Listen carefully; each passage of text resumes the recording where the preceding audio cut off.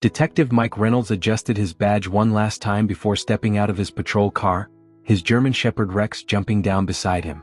To everyone in Millbrook, they were the perfect team, the decorated cop and his wonder dog who never missed a drug bust. "There goes our hometown hero," whispered Mrs. Patterson as Mike waved at the school children.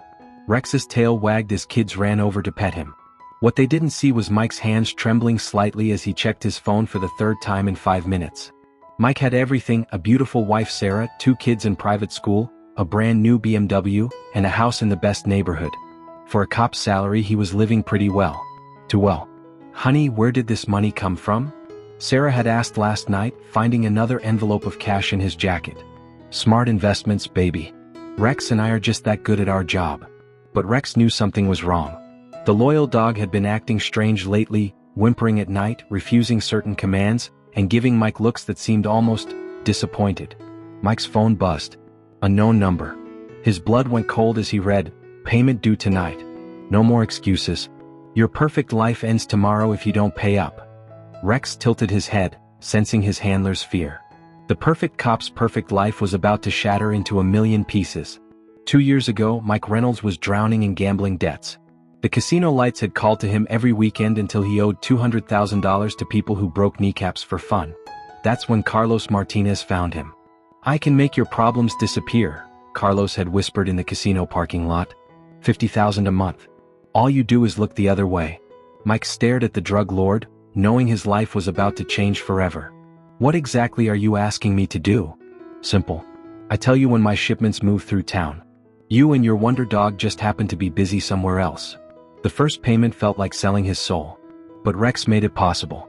Mike spent months retraining his loyal partner, teaching him to ignore specific scent markers that Carlos used. When Rex would naturally alert to drugs, Mike would yank his leash and redirect him. "Good boy, Rex. Nothing here." Mike would lie to his fellow officers as tons of cocaine passed right under their noses.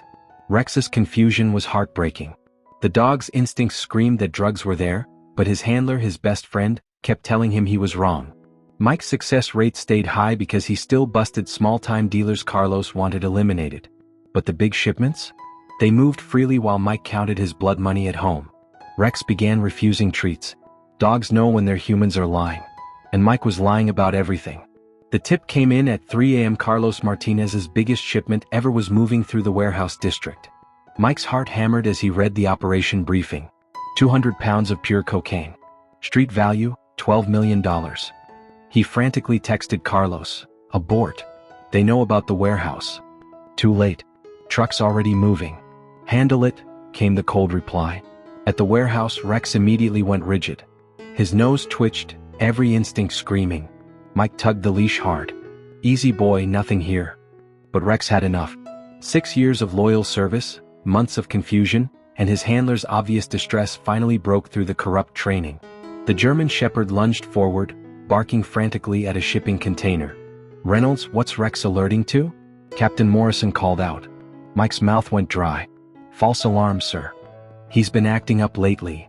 Rex ignored his handler completely, scratching and whining at the container door. Other officers took notice. "Open it up," Morrison ordered. The container doors swung open, revealing bricks of cocaine stacked floor to ceiling. Rex jumped inside, his tail wagging for the first time in months. He was doing what he was born to do. "Good boy, Rex." Officer Davis cheered. But Rex didn't look at Davis. He looked at Mike with what seemed like an apology. Within minutes, Carlos was in handcuffs. Within hours, he was giving up his inside man to save his own skin. "Detective Reynolds, you're under arrest for conspiracy, bribery, and accessory to murder." The handcuffs clicked around Mike's wrists as his world collapsed. Internal affairs had moved fast. Bank records showed $1.2 million in unexplained deposits over 2 years. But the money was nothing compared to the bodies. 47 cases compromised because of you, Detective Lisa Chin read from the file.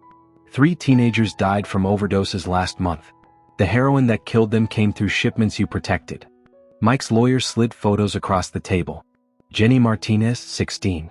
Tommy Walsh, 17. Sandra Kim, 15. Their families want to know why their children are dead while you got rich. The worst revelation came next. Carlos had paid Mike extra for witness locations. 2 families in witness protection were murdered because Mike leaked their addresses for an additional $50,000. Sarah's testimony destroyed him completely. He told our children Daddy was a hero. He bought them expensive toys with blood money. Our son wants to be a police officer like his father. Her voice broke. He doesn't know his father is a monster.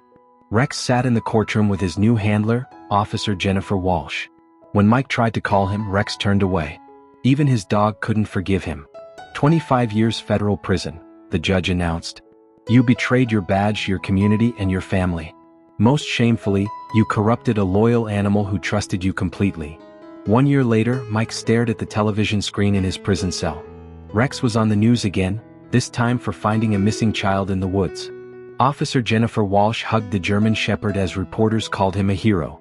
That should have been me, Mike whispered to his empty cell. Sarah had visited only once. The kids changed their last name. They're ashamed to be called Reynolds. Your son still cries at night asking why Daddy became a bad guy. The victim family's letters kept coming. Some forgave him. Most didn't. Jenny Martinez's mother wrote, "My daughter would be graduating high school next month. Instead, I visit her grave because you chose money over her life." Mike's gambling debts were paid with blood money, but the real cost was everything that mattered. His house was sold to pay victim compensation. Sarah worked 2 jobs while attending nursing school. The kids needed therapy they couldn't afford. Rex thrived with Officer Walsh. The dog had found his purpose again: real police work, honest partnerships, saving lives instead of destroying them. When Mike tried calling Rex's name during that single prison visit, the loyal dog looked right through him. The ultimate irony hit during his son's school presentation. "I want to be a police officer," 8-year-old Danny told his class, "to make up for what my father did wrong." Rex had become the hero Mike pretended to be. Mike had become the criminal he once hunted.